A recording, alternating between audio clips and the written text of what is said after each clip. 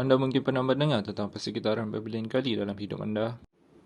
Alam sekitar ini mengenai semua unsur kimia, fizikal dan biologi di mana makhluk hidup berinteraksi. Kita juga merangkumi semua elemen sosial dan budaya kerana campur tangan dalam proses interaksi. Bukan hanya unsur semula jadi, alam sekitar juga berkait dengan unsur buatan.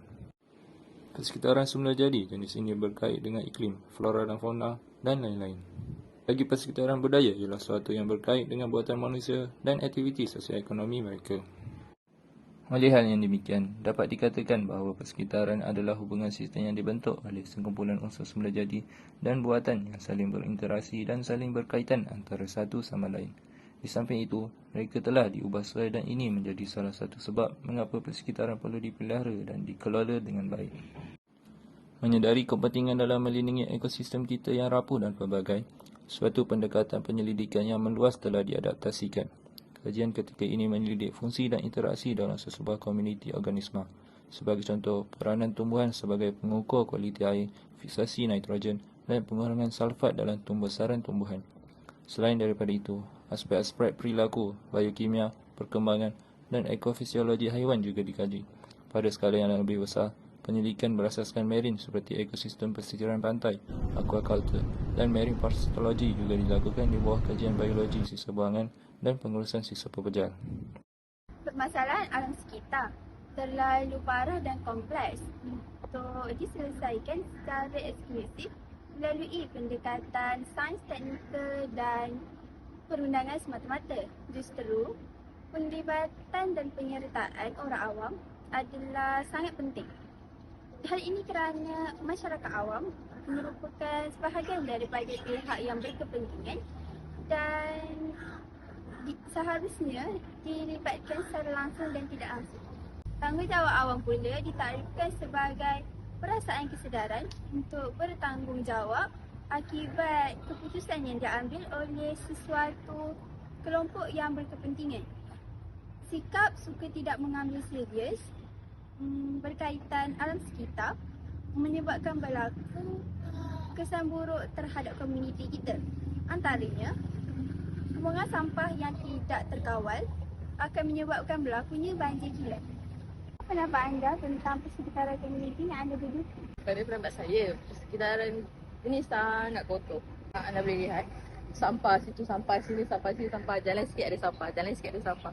So kat mana-mana kita boleh nampak sampah. Di pendapat anda, mengapakah pembuangan sampah di komuniti anda tidak dapat dikawal?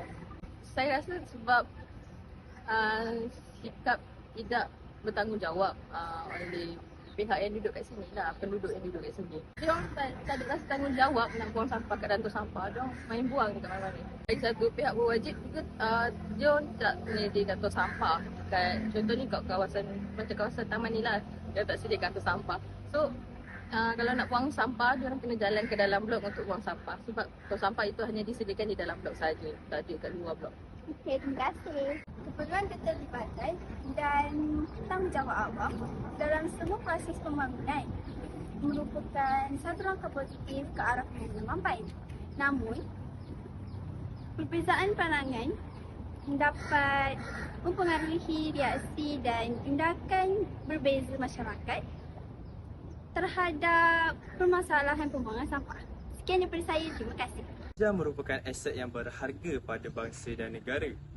Misi dan visi kerajaan adalah mahu melahirkan pelajar yang mempunyai modal insan yang memiliki minda kelas pertama untuk menghadapi cabaran dalam pembangunan ekonomi yang berlandaskan ilmu pengetahuan dan inovasi, serta modal insan yang dibangunkan perlu mempunyai ciri-ciri yang berketerampilan, berkeupayaan dalam pengetahuan serta kemahiran ciri-ciri peribadi yang unggul. Melalui matlamat tersebut, transformasi pengajian tinggi dalam konteks menjadikan Malaysia sebagai hak kecemerlangan pengajian tinggi di peringkat antarabangsa, kerana transformasi ini merupakan peletakan asas ke arah kegemilangan dan kelestarian peringkat pengajian tinggi melangkaui tahun 2020. Menurut DUN 1988 menyifatkan cara seseorang memproses dan mengekalkan maklumat yang baru.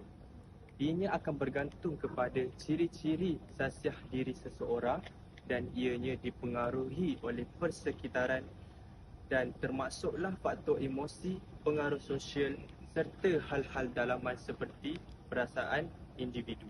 Pada pendapat anda, kawasan manakah yang terlihat banyaknya berlaku longgokan sampah? Pada pendapat saya, longgokan sampah ni banyak berlaku di premis-premis, sekolah-sekolah, kolej dan sebagainya. Sebab kat situ tempat tumpuannya biasa sisa domestik dia buang lah. Pada pendapat anda, apa punca terdapatnya sampah di kawasan kolej? Pada pendapat saya, punca-punca yang disebabkan sampah sarap di kolej ni kebiasaannya daripada pelajar. Setiap pelajar tak semestinya semuanya ikut peraturan. Jadi mesti ada yang suka buang sampah merata-rata. Jadi itu salah satu puncanya lah. Daripada tu, punca dia juga daripada staff cleaner.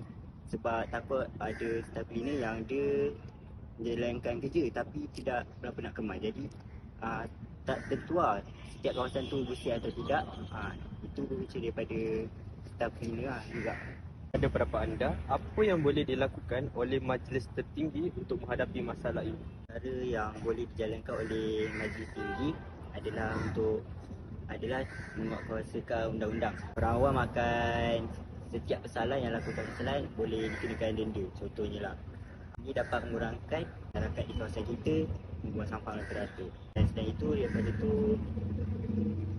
majlis tinggi ini juga boleh menyediakan tong sampah awam untuk setiap kawasan yang tumpuan di mana sisa domestik banyak dibuang ataupun diletak. Faktor persekitaran mempunyai definisi yang tersendiri, iaitu penyebab atau kejadian yang berlaku di sekeliling individu. Persekitaran merujuk kepada segala benda yang terdapat di sekeliling menurut Osman 2004. Menurut Badah Kamarudin dan Putih 2005, bahawa faktor sikap dan iklim serta pengajaran pensyarah merupakan faktor yang paling mempengaruhi pencapaian kecemerlangan akademik pelajar. Persekitaran yang bersih dapat memastikan bahawa pelajar dapat dielakkan daripada sebarang penyakit yang boleh membahayakan kesihatan pelajar. Pada hakikatnya, isu dan masalah alam sekitar memang mudah dan mampu menarik perhatian serta menjadi isu penting di kalangan masyarakat. Faktor ini disebabkan masyarakat boleh melihat dan merasai bahaya suatu masalah alam sekitar dengan jelas. Isu alam sekitar, terutamanya berkaitan dengan masalah pembuangan sampah ini, sepatutnya merupakan perkara yang tidak sensitif untuk diperkatakan dengan terbuka serta kurang kontroversi dibandingkan dengan masalah sosial dan ekonomi. Kesedaran masyarakat akan dapat memelihara alam sekitar serta kesihatan diri di masa kini dan masa akan datang.